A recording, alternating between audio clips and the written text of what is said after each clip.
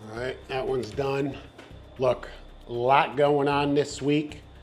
A lot of stuff I want to share with you. For starters, we've got a couple of courses coming up. Okay, a couple more Wahoo courses, Friday, Saturday. Hopefully the weather holds up. You know, I really found the calmer the conditions, the more successful I am Wahoo fishing. You know, that's really the truth. When I find when it's bumpy, live bait fishing is a great option because sometimes trolling can be ineffective in those conditions. You know, it's a little sloppy, very inconsistent presentation, but a good time to catch the live bonitas and to slow troll them around a wreck.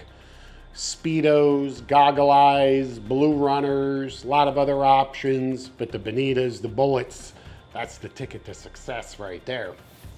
Now listen, it's wintertime, okay? That means here around the Keys and around all of Florida in general, water temperatures are at their lowest that they will be all year, at their coolest.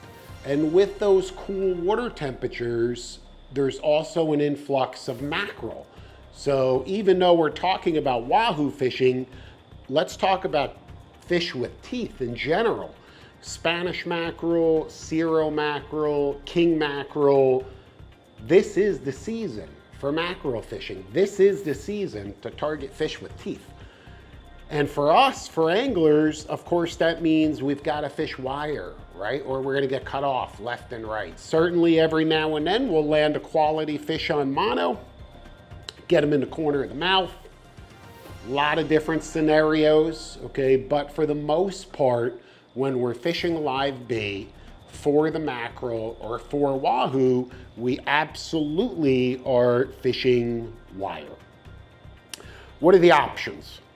Well, you've got titanium leader, which is a great option. It's thin, it's flimsy, very flexible, reusable, also very expensive. That's the downside. You can either tie it in these ugly, bulky knots that just don't look like they're gonna hold, and you can crimp it, but you need the correct crimps, the correct crimping tool to work with little micro crimps because everything is so small. On the other hand, single strand wire is the staple. It's what guys have been fishing down here forever. And until something better comes along, that's it. It's single strand wire, right? But to work with this stuff, you know, it's just not that easy. And look, if you're tying one rig, not a big deal. But if you start sitting there and doing haywire twists and barrel wraps and trying to tie 20 rigs for a kingfish tournament or whatever it is that you're doing, it can take time. You leave room for error, destroy your fingertips, get poked with wire 100 times. So there's got to be a better way. I've always thought to myself, there has to be a better way to deal with this wire. And there is. You know, there is. And coincidentally, now is the time to talk about it because of all of the mackerel, because of all of the fish with teeth all around the state of Florida, because it's peak mackerel season. So it's a great time to talk about how we construct and fabricate our wire leaders as easily as possible. Our stinger rigs, single hook rigs, and coincidentally, what kind of triggered me to talk to you about this is I had a comment on a recent video. A guy had said to me, "Hey Mike, what is that blue thing on your table, on your rigging station? You never talk about it, right in the corner. What is that blue thing?" He's referring to the EZ Twist Pro. So again, I've never talked about this in detail. I don't know, I've always kind of got sidetracked or whatever it is, but I want to discuss this with you because this is a game changer. And it really has saved me a lot of time, a lot of effort on the water, and I know you're going to appreciate it as well. If you're fishing wire rigs, if you're fishing wire leaders, stingers, you've got to have an EZ Twist Pro, okay? So what is this thing? All right, let's start there. What is it and what is it used for? Well, very simple. It's a little mechanism, a little machine that's designed to create haywire twists and barrel wraps in single strand cable and single strand wire that we fish for all of these mackerel and wahoo. It's that simple. That's all it is. It's taking something we've been doing forever and simplifying it in a really, really big way. But there's some little nuances with this mechanism, with this machine, and it's important that you know them, because I'm telling you what, with just a few little tips, you're gonna shorten the learning curve and you're gonna be tying rigs like a pro in no time. So let's get right into it, okay? Before we jump out on the boat, I wanna share some things with you out on the dock. I want to give you a little update and a little tour of the inside of our fishing lodge, our angling retreat that we're building. The guys are over there drywalling, so we'll get into that in a few minutes. But let's start with this here, because again, the timing is perfect. So understand, when I look at this, it's from Dubro. You know the name Dubro. Dubro Fishing is all of these rod holders that are up against the wall, up on the ceiling, that are designed for every kind of rod you can imagine. Big game rods, spinners, conventionals. Really gives you an opportunity to store rods in a tight environment as conveniently as possible. Saving space, staying organized are keys to angling success. They really are. It starts here. It doesn't start out on the water. That's too late. If you wait till you get out there, you missed the bite, no pun intended. You've got to start here. So Dubro makes all of my rod racks, my quick lure and leader keepers that you see me carrying aboard our Mercury-powered Sea Hunter for our deep diving plugs and our trolling lures. That's Dubro, okay? And this is Dubro. So looks like machined aluminum, anodized, this cool blue color, which you know is one of my favorite colors. Looks like it's got some stainless steel components, but built to last. Built to last. You've seen this mechanism, this tool in my rigging station since day one, and it operates just as good today as the day that I got it. So I really, really like that about it, for starters. It has two cranks, a crank up on the top connected to a shaft with a hook on the end, and we'll get into all of these details. Obviously, that rotates clockwise and counterclockwise while also sliding in and out. Then there's a secondary shaft or a secondary crank attached to a rod. I don't know if that's steel or aluminum, something very durable. And on the back side of it is a little pin with a little knob that comes out on top of it. That's it. Here we have a little head that rotates what appears to be 30 degrees, something in that ballpark. Now, this is an EZ Twist Pro. They also offer an EZ Twist Pro Deluxe, which is the exact same unit. The only difference is it comes with additional interchangeable heads. The heads are coordinated with the diameter of the leader wire that you're fishing. So in my particular case, today we are working with number 7 wire. It's an 80-pound test single-strand stainless steel. And the number 2 head is the correct head size for that diameter wire. If you were working with thinner or heavier wire, you may need to interchange that head. And the EZ Twist Pro Deluxe is sold with additional head sizes. So that's really the only difference. When we are putting together rigs for Spanish mackerel, Cero mackerel, we fish a lighter wire, sometimes 27, 44 pound at the very most, but a much thinner, lighter wire that would require a different head size. For the Wahoo, for big king mackerel, the number 7 is the sweet spot for us, and that works with this number 2 head design. Now, as I mentioned, this head rotates 30 degrees, approximately. I don't know if it's exactly 30, but you can see it moves. 2 positions. One position is used to create the wraps in the haywire twist, and the second position is used to create the barrel wraps, the tight barrel wraps that finish off the connection. So a little bit of maneuvering there with your fingertips. There's a little lock, a wire lock that rotates on the top of here. This is what you're going to use to lock your wire in place. I'm going to show you what I mean in a minute. Okay, and that's all of the moving parts right there. Nothing really else to it. All right, so let's get started. I'll show you how easy this is. I'm gonna go real slow just so you can see the different components and how it all works, all right? I'm gonna start with a piece of wire, just, I don't know, we'll say 18 inches, okay? And just snip that off. Make sure you have a good pair of wire cutters. These are the Highliner utility cutters. They've got little wire cutters right on the side. For this kind of thin, relatively thin single strand, works perfect, okay? Now what I'm gonna do is I'm gonna take that wire and I'm gonna leave about a 4-inch tag end. Leave enough room here, okay? Don't cut yourself too short and go to 1 or 2 inches, but you don't need 6 or 8 inches, all right? Literally that size seems to be perfect.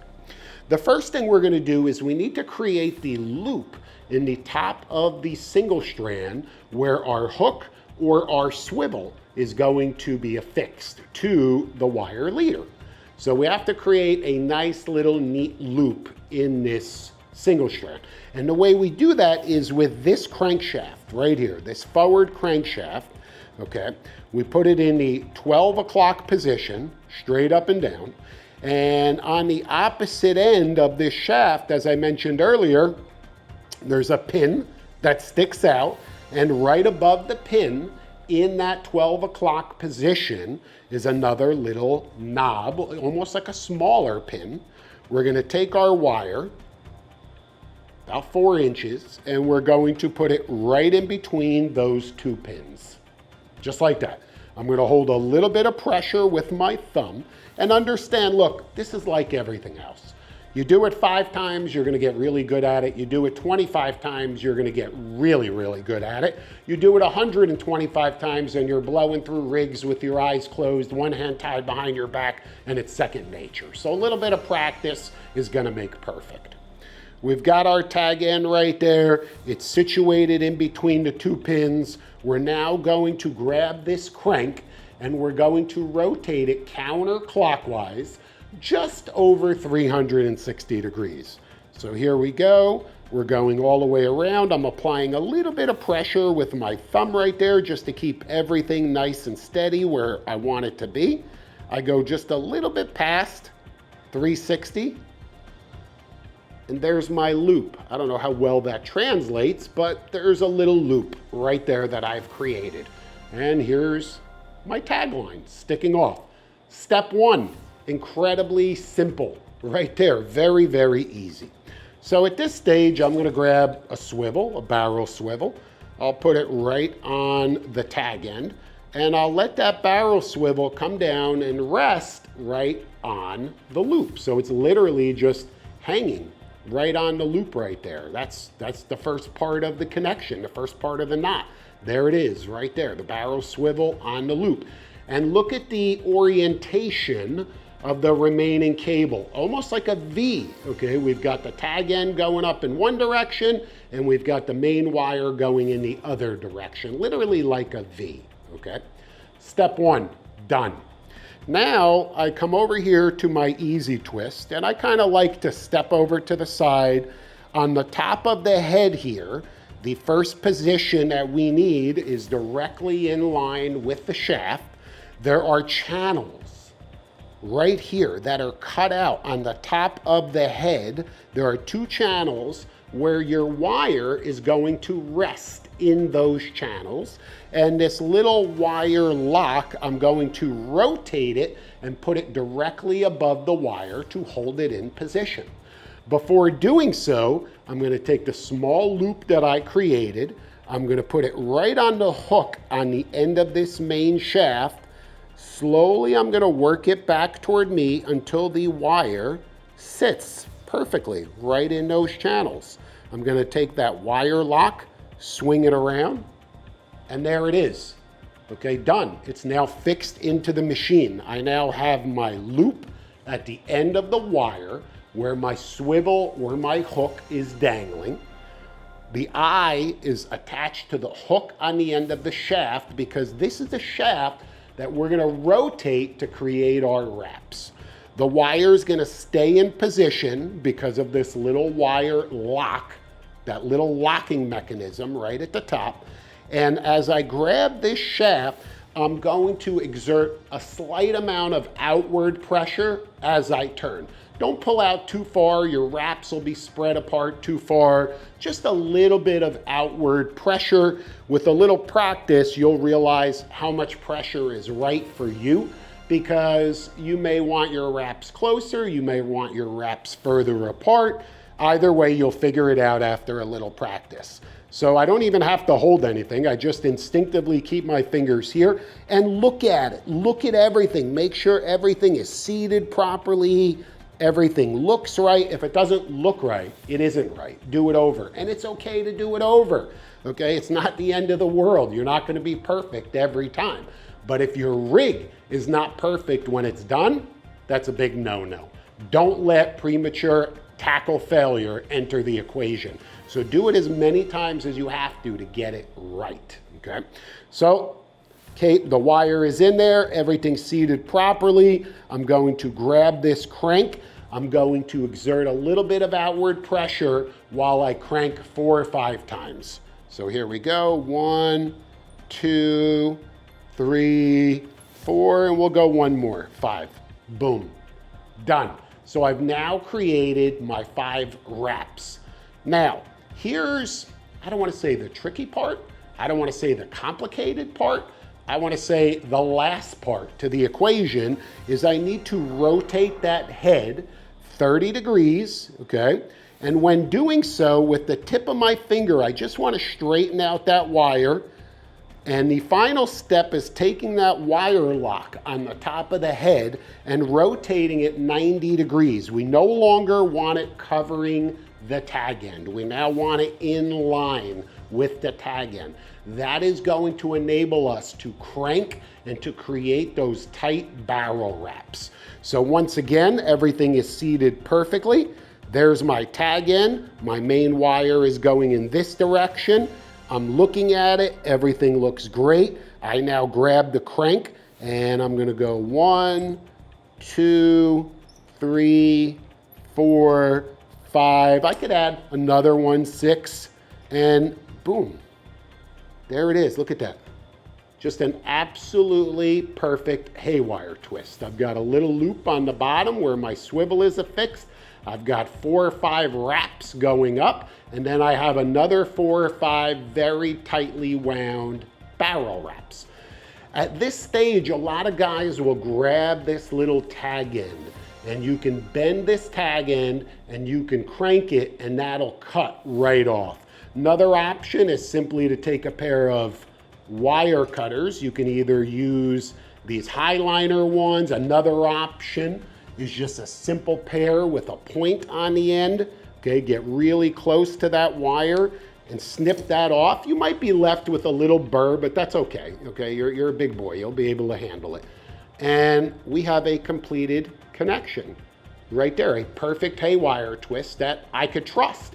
I've got my swivel on that end. Now I'm gonna do my hook, and I'm gonna do it in real time, real speed, just to show you how fast you can do this. We'll leave our 3 or 4 inches hanging out of the end right there. Okay, we're going to go counterclockwise, create our loop. There it is right there. We'll take a single hook, go right through the eye of the hook, let it rest right on the loop.